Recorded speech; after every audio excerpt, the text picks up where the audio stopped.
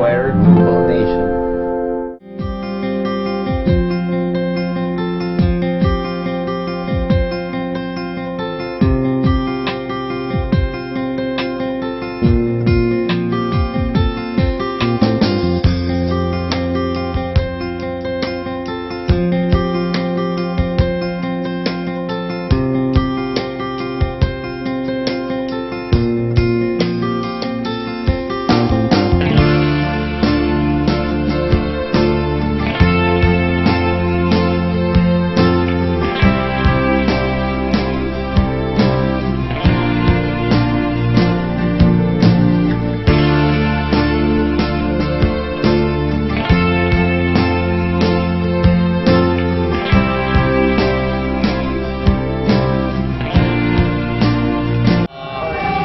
The reason why unang rehabilitate is south ng Bicol kasi more or less intact yung rail system.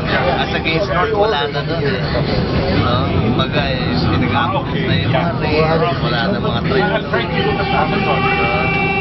Dami na. Dito naman, unmanageable pa.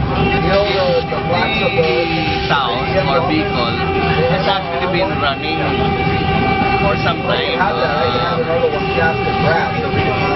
But it stopped when the two super typhoons, Milenio and Riming, destroyed the bridges, the critical bridges in Calamba and in Albay.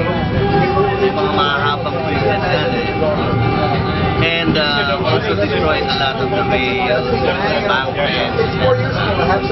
That's the reason for the last 5 years, almost 5 years, hindi tumatakbo yung Bicol train. Ang travel time po natin, sir, gaano po? 10 hours to natin. Ang stopovers niyan, 5. 5 stopovers. Lucena, Tagkawayan, ay Ondagua pala. Then Tagkawayan.